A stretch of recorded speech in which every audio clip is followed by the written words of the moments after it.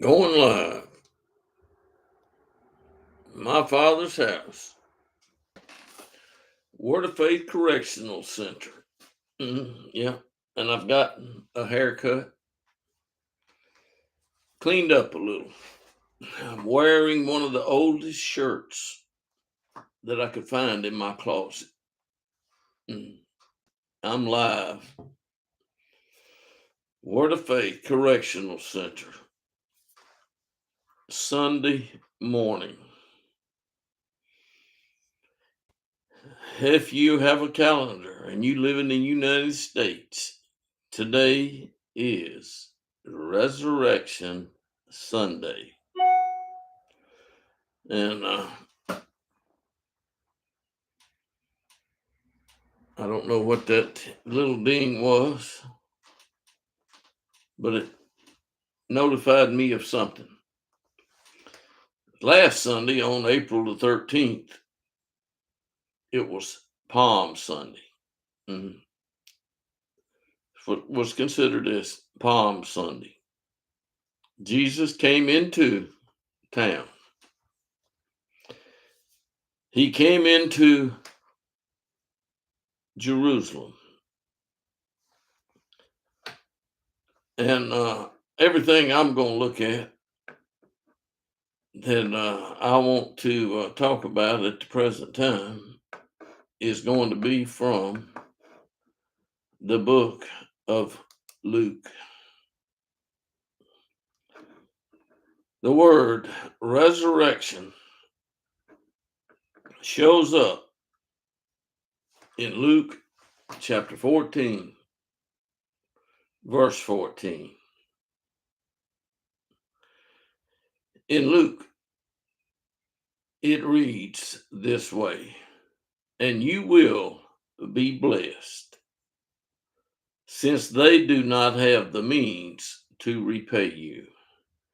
You will be repaid at the resurrection of the righteous. Do I need to read that again? You will be repaid at the resurrection of the righteous. There were some people back then, you can see in Luke chapter 20, some people, a group of people called the Sadducees. Sadducees, Sadducees. And in this verse, Luke chapter 20, verse 27, there came to him some Sadducees. And it's got in parentheses, who say there is no resurrection. So if you say there is no resurrection, you will be in this group of people. In Luke chapter 20, verse 33, there is a question asked to Jesus. Yeah. In the resurrection, therefore, which one's wife will she be? For all seven had married her. Had they all married her? I don't know. Had all seven of them had her for a wife?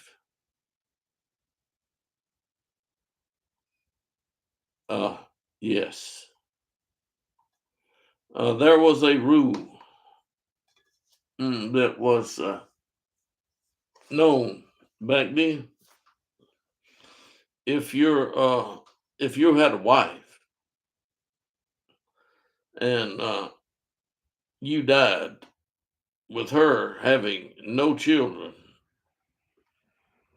certain things, were kind of set in order that you could do certain things. And it happened to some people. Uh, it did. But in the resurrection, which one's wife will she be? For all seven had married her. In Luke chapter 20, you find the word resurrection in verse 35. I'm looking at it now. Luke chapter 20, verse 35. Those who are considered worthy to attain to that age and the resurrection from the dead neither marry nor are given in marriage. And in the next verse, you find these words, for they cannot even die anymore because they are like angels and are sons of God, being sons of the resurrection. You got sons of God written right there. I would like to know, are angels considered to be sons of God? I think if you read what is written, you will find in the part of the Bible titled Job that you will find the words sons of God. I'm going to type in the words sons of God, and I'm going to hit the key and see what shows up. I'm going to do it right now. Sons of God. Sons of God. There are 10 phrases that have the words sons of God. The first time you see sons of God, you see it in Genesis chapter 6, verse 2.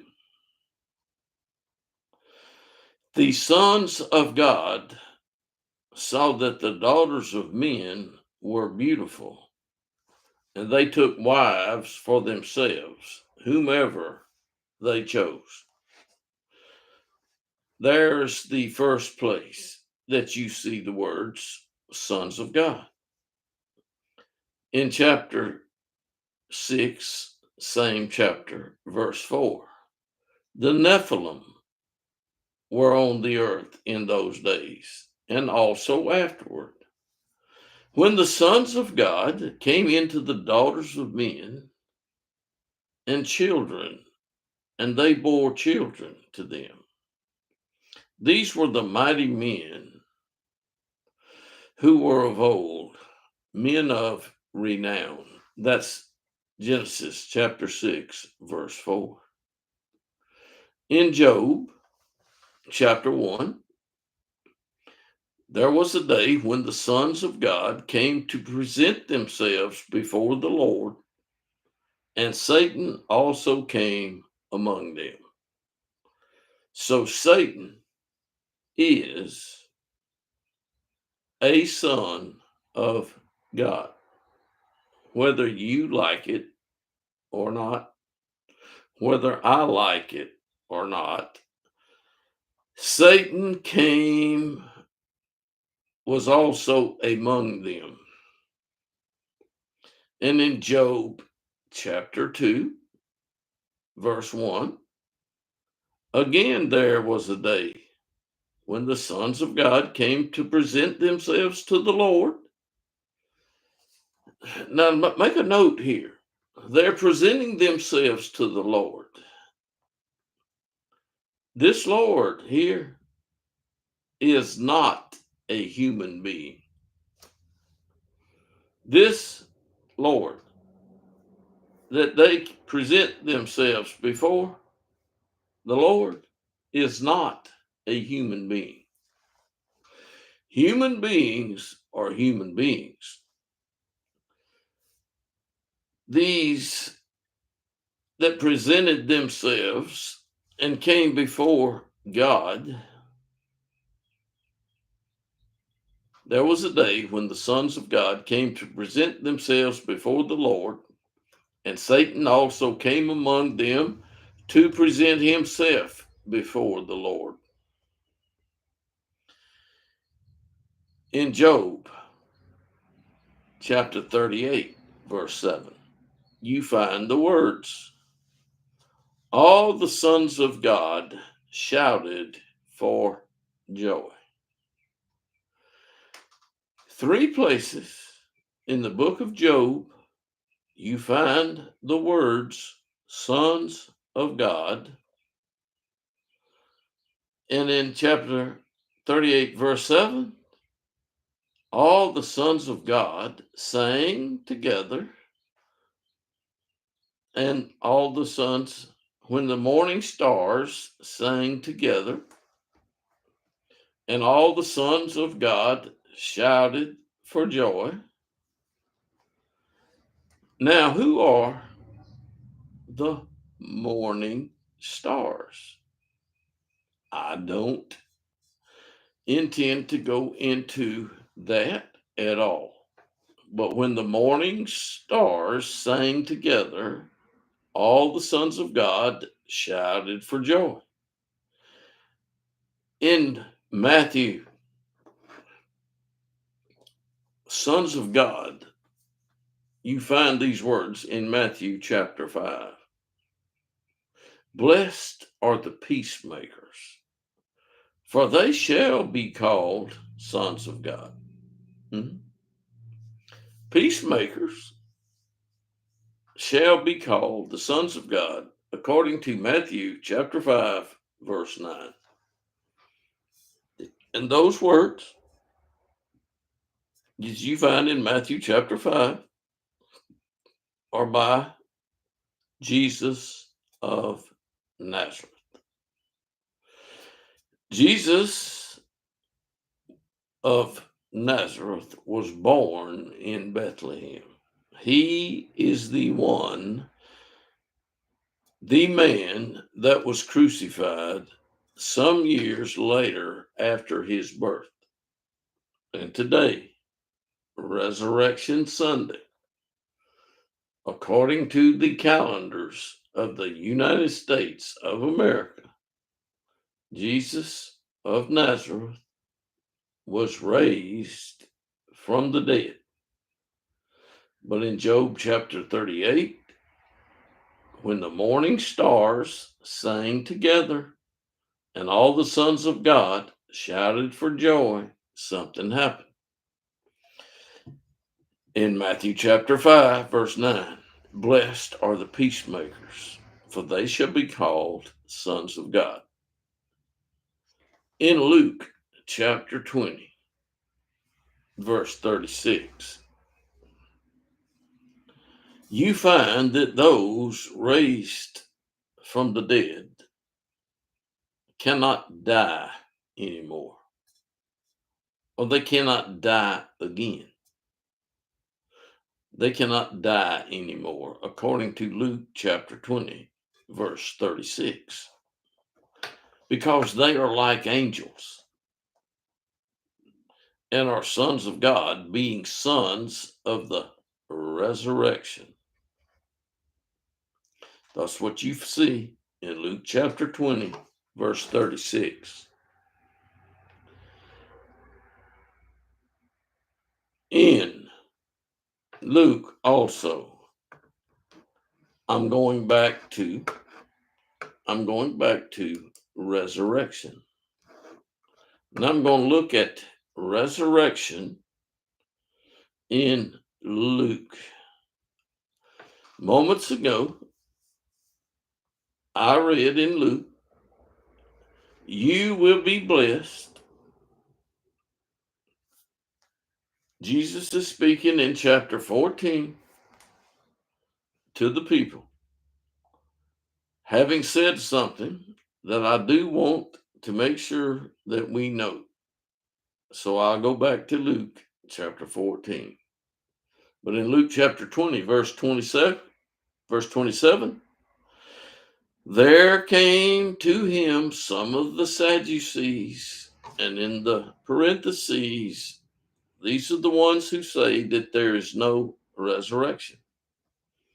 But in Luke chapter 20, verse 33, the question is, in the resurrection, therefore, which one's wife will she be? For all seven had married her.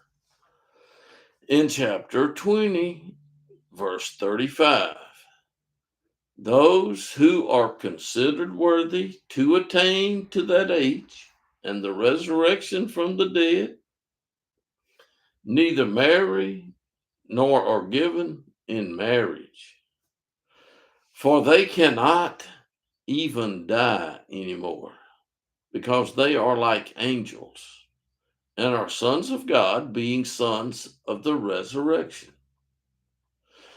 Jesus was a son of God before he was raised from the dead. Jesus was the son of God because Mary conceived in her womb and brought forth a child and named him Jesus. What you read in other books, you read. But what I read to you in Luke, I read correctly. And in Acts chapter 1, verse 22, beginning with the baptism of John until the day he was taken up from us. Who was taken up from us in Luke or in Acts chapter 1? Who has been taken up into heaven?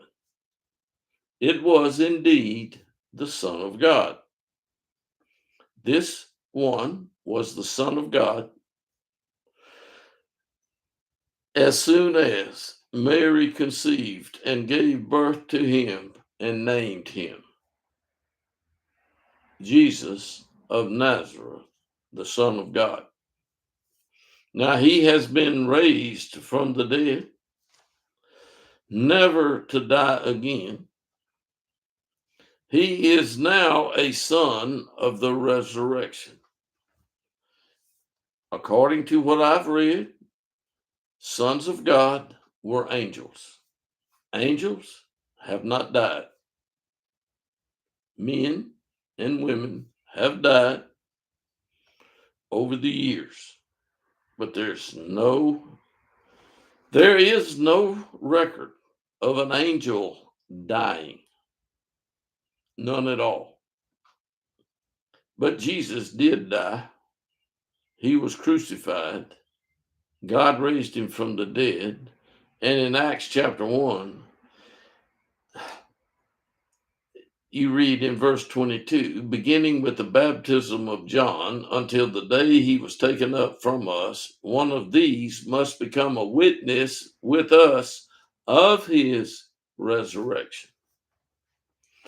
These words were by Peter as he spoke with his disciples after Judas had died. One of the 12 was dead. Jesus had died and had been raised from the dead, and they had witnessed his resurrection. Judas did not see Jesus raised from the dead. Everyone on the earth did not see Jesus raised from the dead. But there were some that witnessed his being raised from the dead because they spoke with him over a period of 40 days after he came out from the dead. In Acts chapter 2, verse 31, you find the words, he was neither abandoned to Hades, nor did his flesh suffer decay.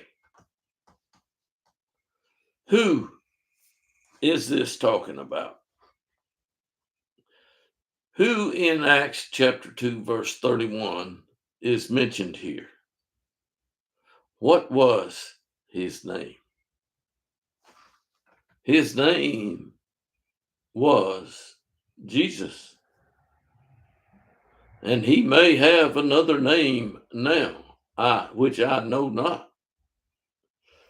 But according to what I can read in a book, this man whom God raised from the dead was neither abandoned to Hades, nor did his flesh suffer decay. Whose flesh has not decayed now? Jesus, the Messiah, the Christ, Jesus of Nazareth, the one anointed by God. Jesus of Nazareth was a man. He was not an angel. He was not a super spirit being. Jesus of Nazareth did not create anything. And he died at Jerusalem. And I can read it for you. I can read about it in the book of Luke, because that's where it's recorded. But Jesus, it says in Acts chapter 2, verse 31, he looked ahead and spoke of the resurrection of the anointed one, not anyone other than this one that God anointed, the Son of God that was born in Bethlehem. In Acts chapter 4, being greatly disturbed because they were teaching the people and proclaiming in Jesus the resurrection from the dead. Jesus was the first man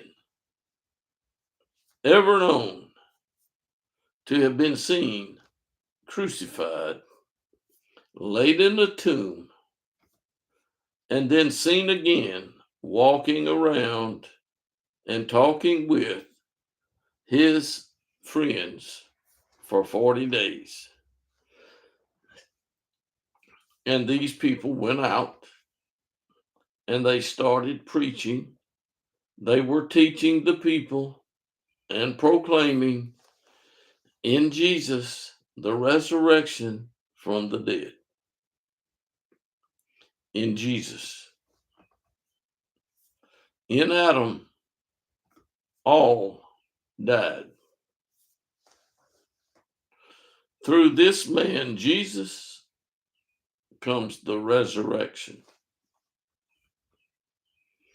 And in chapter 4, verse 33, you read the words, with great power the apostles were giving testimony to the resurrection of the Lord Jesus. And abundant grace was upon them all. That's what you see. And you see behind me, Word of Faith Correctional Center. You also see behind me, above my head, my Father's house. In Acts chapter 17, you find there were some Epicurean and Stoic philosophers. That's what you find in Acts chapter 17. And these men were conversing with Paul, called Paul. His surname, his given name was Saul. And this man was where? He was in Athens in chapter 17. And he was talking with Epicurean and Stoic philosophers, conversing with them. They were talking to him. And some were saying, listen to these words. What would this idle babbler wish to say? Now, that does not sound like they are giving much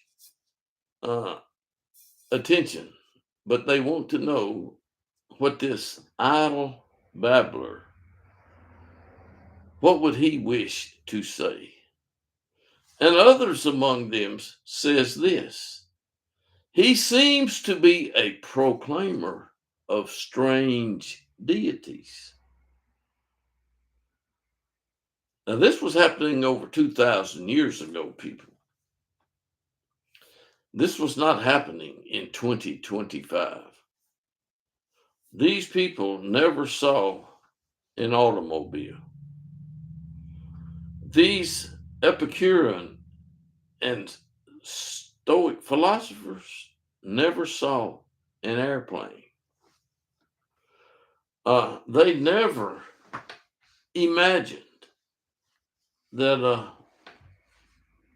there would ever be something you could hold in your hand and do things with, as you see that I have in my hand. Yeah, I'm also doing this with the computer. But these Epicurean and Stoic philosophers were conversing with Saul, called and known as Paul. He seems to be a proclaimer of strange deities because he was preaching Jesus and the resurrection. Now, look, and in Acts chapter 17, verse 32, they heard of the resurrection of the dead. Some began to sneer, but others said, we shall hear you again concerning this. In chapter 23, Paul uses something to his advantage because he perceived. Do you know if you perceive something? Do you know what perception is? Do you have any idea what this means? He perceiving that one group were Sadducees and the other Pharisees, Paul cried out.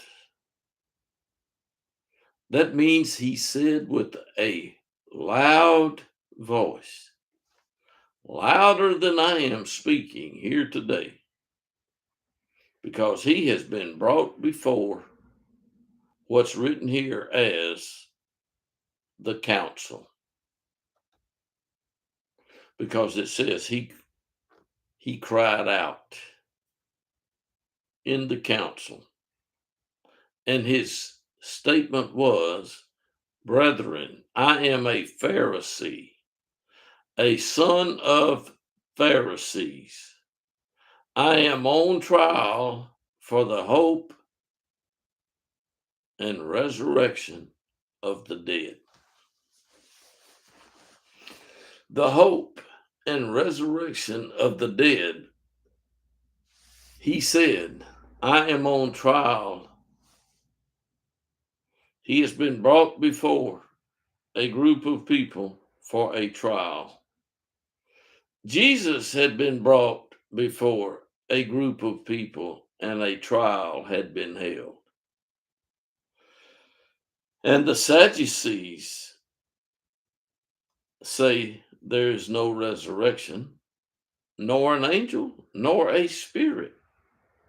But the Pharisees acknowledge them all. What are you? Do you acknowledge that there are angels, that there are spirits? Do you or don't you? Having a hope in God, in chapter 24, I see these words. He was talking about the Pharisees and the Sadducees. They had a hope in God, but one of them believed one thing and the other one definitely did not believe it. But both confessed that there was a God in heaven that ruled. Now, I don't know what you think. I don't know if I'll ever know what you think, but if you watch this video, you will definitely find out some of what I think because you will have heard what I read and said here today, 1 week after my birthday. So I am now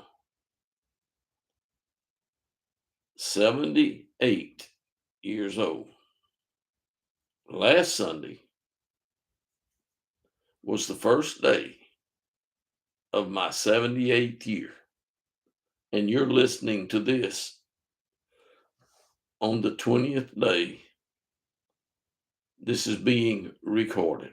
The Sadducees say that there is no resurrection, nor an angel, nor a spirit, but the Pharisees acknowledge them all. And my wife is calling me, and I will take the call. Hello? Hey, I guess we'll take her home today. But I was thinking maybe you could fry fish and when they fry enough and take them some. I can do that. Or I can take it all down there and fry it. No, it'd be better fried here. Probably so. You know, I told them we just fried here and then bring them some. Are we going to spend the night? Yeah, probably. Well, if we don't, we'll either come back or we're coming back tomorrow. Yeah. All right. Well, all this information is being recorded on a video, Okay. but they can't. I don't think they heard your voice. But now I know what we're going to do. So, yeah, I will be home. What time do you want to go? Whenever you do. Okay. Thank you very much. I'll see you later. Okay. Bye-bye. Bye bye. Folks, at least now I know what I will do the rest of the day after I finish this video. And I don't know how long this video will be, but it will end shortly. It will. The Sadducees, I have explained to you what they say. Having a hope in God, these men cherish themselves that there shall certainly be a resurrection of both the righteous and the wicked. In Acts chapter 24, verse 16, note these words. There shall certainly be a resurrection of both the righteous and the wicked.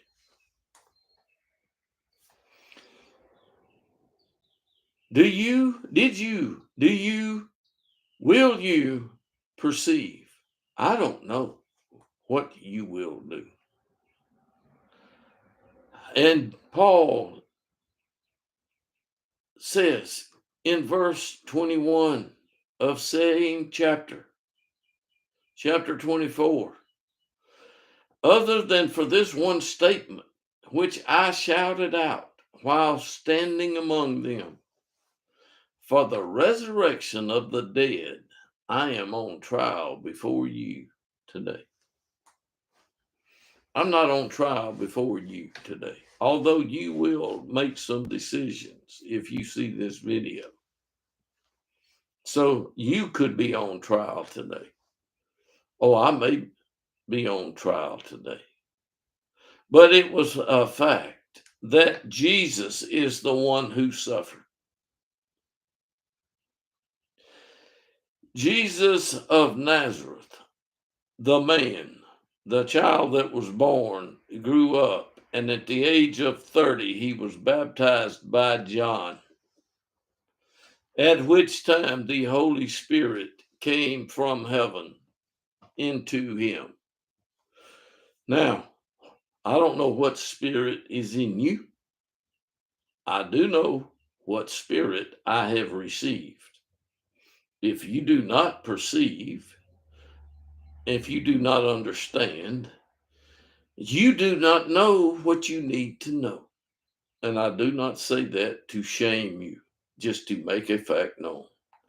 But the Messiah, the Christ, was to suffer, that by reason of his resurrection from the dead, he would be the first to proclaim light both to the Jewish people and to the Gentiles, who taught after John was crucified. John was beheaded. Jesus was crucified. John had his head lifted. These two people, these two individuals were born months apart. Months apart. There was only months difference in the ages of these two individuals. The resurrection. Jesus was declared to be the Son of God way before he was crucified.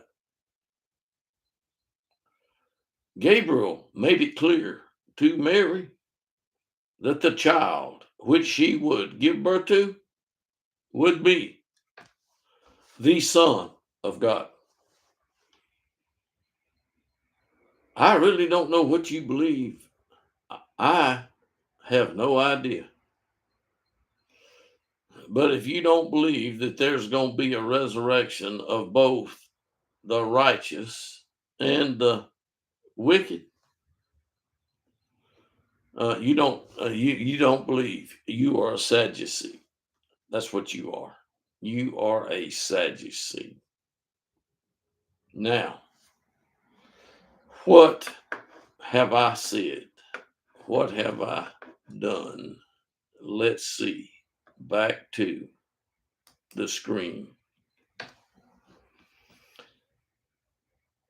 I'm at 39 minutes.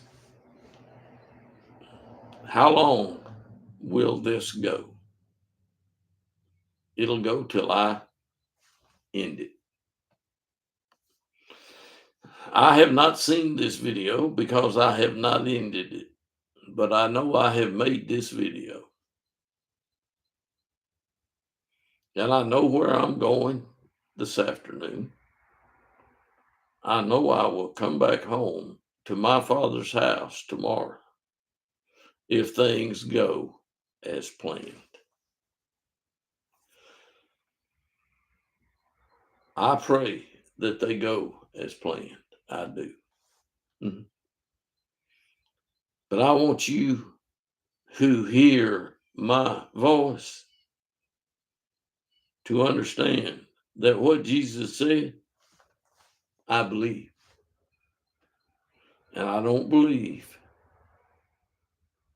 what most people believe. And that's obvious from videos that I have made and have recorded since 2010.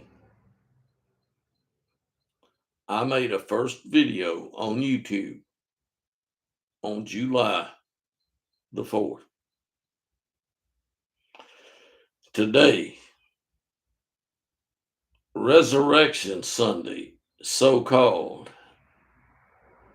in 2025, I have sat in this chair and made a video. And I will say again what I have said before. You are not the judge of the living and the dead.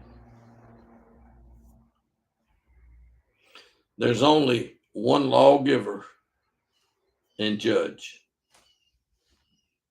There's only one. And his name is not Jesus.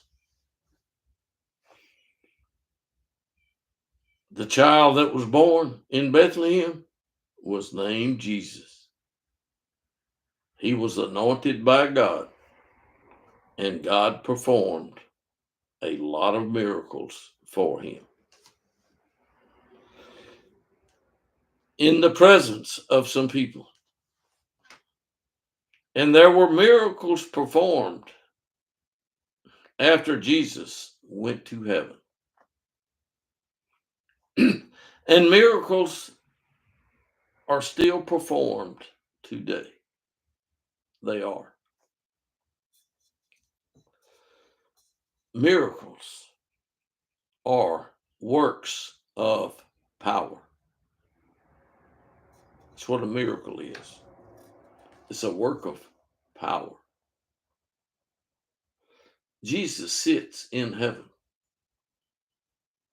at the right hand of power. Jesus of Nazareth is not the power.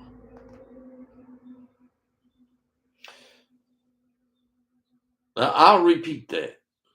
Jesus of Nazareth is not the power. No prophet that you can read about, and you can read about a lot of prophets in the Bible, several of them.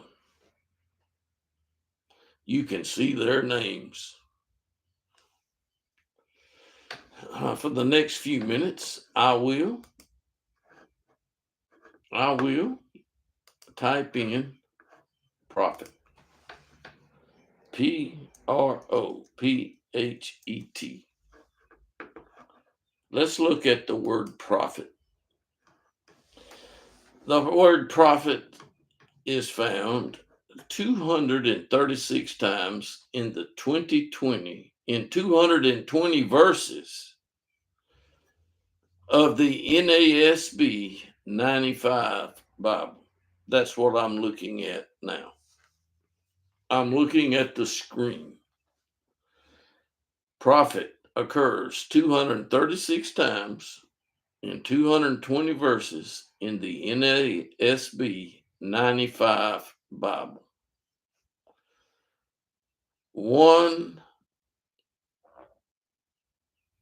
Page 1, 5 exact matches. I'm going to see what it says. In Genesis chapter 20, verse 7. In Genesis chapter 20, verse 7. Now, therefore, restore the man's wife, for he is a prophet, and he will pray for you, and you will live. So, what is the first thing that you can find out if you look up the word prophet? You can find out that someone has a man's wife, in Genesis chapter 20, and the man is a prophet, and he will pray for you, and you will live. You also find the words, but if you do not restore her, know that you shall surely die, you and all who are yours. Now, what do you think about those words? What do you think about those words if you have listened to this video thus far? He is a prophet of mine. He is a prophet. These words in Genesis chapter 20 are words that a man heard. And if you don't know who was speaking to the man, you don't know what you need to know. That's a fact. That's all I can say. In Exodus chapter 7, the Lord said to Moses, if you don't know who the Lord is, the Lord who spoke to Moses, what do you know? I will let you answer that question. The Lord said to Moses, see, I make you as God to Pharaoh, and your brother Aaron shall be your prophet. You won't find those words spoken by God to anyone else ever, because Pharaoh is gone. Pharaoh's days ended. Things have changed since the day the Lord said to Moses, I will make you as God to Pharaoh, and your brother Aaron shall be your prophet. In Numbers chapter 12, he said, hear now my words. If there is a prophet among you, I, the Lord, shall make myself known to him in a vision. I shall speak with him in a dream. That was in Numbers chapter 12, verse 6. Or verse 6. God can do what he wants to do today. But those words applied to then, not now. And you think otherwise. You might think otherwise. If a prophet or a dreamer dreams, if a prophet or a dreamer of dreams arises among you and gives you a sign or a wonder, this is Deuteronomy chapter 13.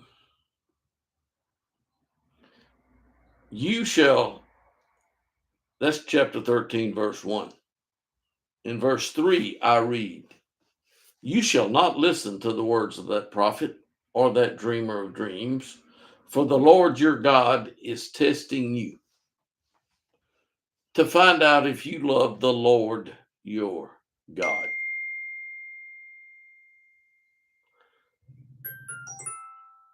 The Lord your God. With all your heart and with all your soul. Let me say to you one more time.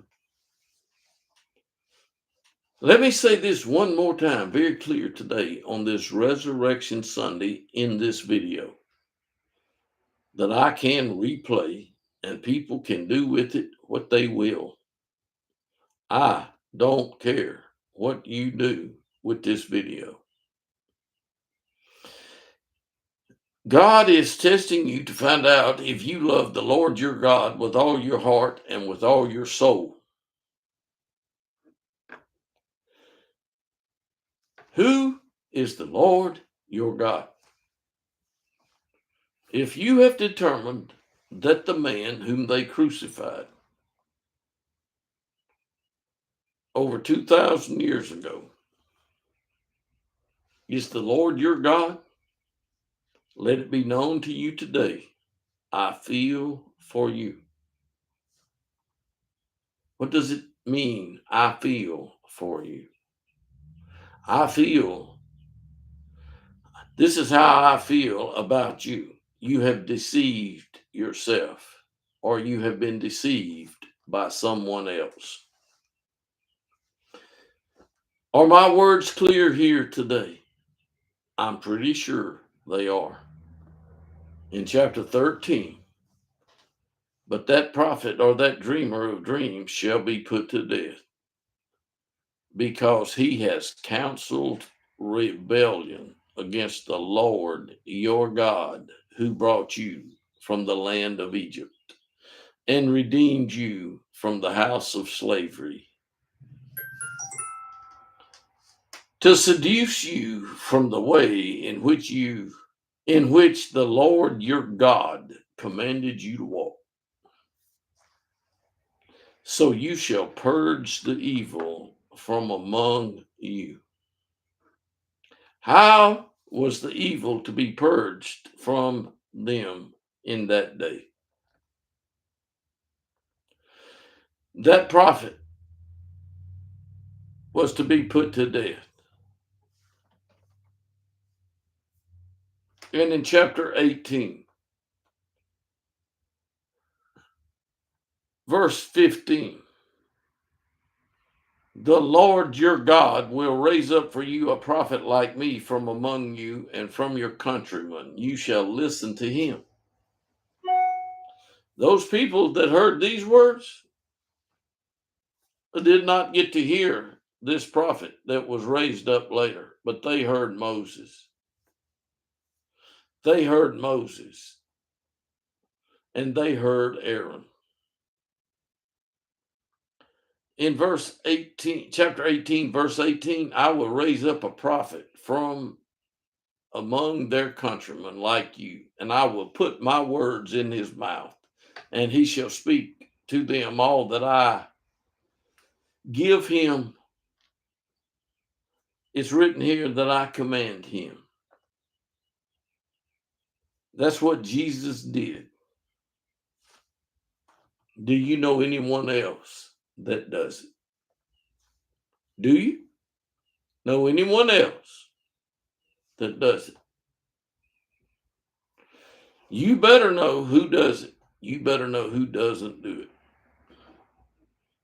In chapter 18, verse 29, the prophet who speaks a word presumptuously in my name, which I have not commanded him to speak, or which he speaks in the name of other gods, that prophet shall die.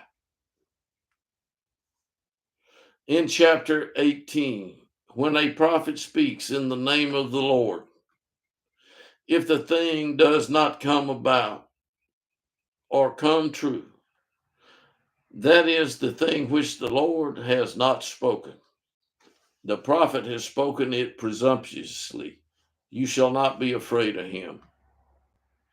In verse 34, since that time, no prophet has arisen in Israel like Moses, whom the Lord knew face to face. Who knew Moses face to face? It wasn't Jesus. It wasn't Jesus that knew Moses face to face.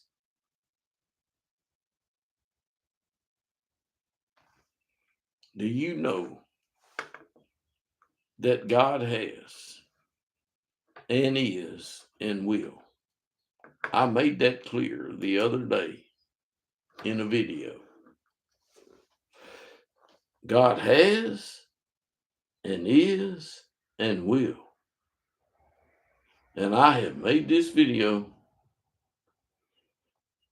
in less than an hour. and God has appointed in the church.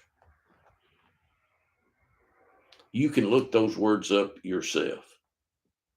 God has appointed in the church. That does not mean Jesus has appointed in the church. Mm-mm. And if you believe that Jesus is the one that appoints, now can Jesus make an appointment according to the will of his Father? Certainly. Understand this, please. We are living in the last days. Before we see the Son of Man appear, we, alive today, are living in the days, in a one of these days that comes after today, the Son of Man, Jesus of Nazareth, who ascended into heaven, will return. And if that does not happen,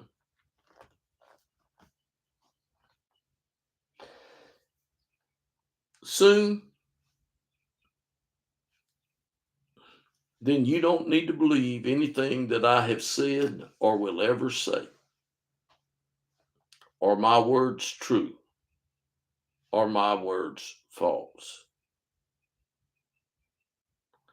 You decide if you heard this message, and you will decide.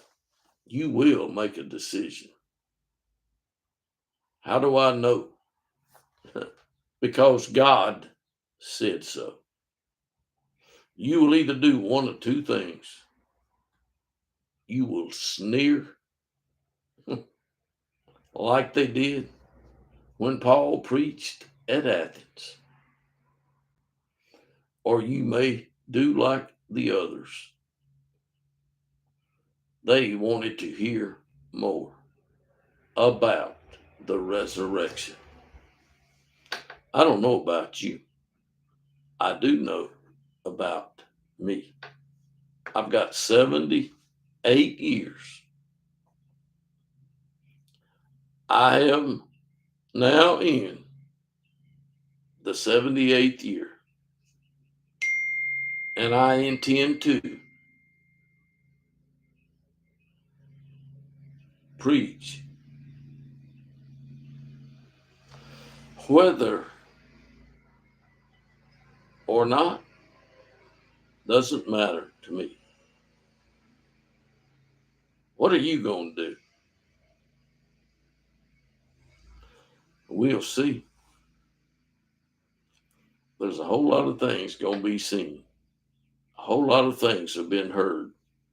And this video will end because I am starting the process of punching the buttons to end the stream. Have you understood anything I said? Have you? I do not take directions from Jesus today. There, I've said it. Did you hear me? I think you did.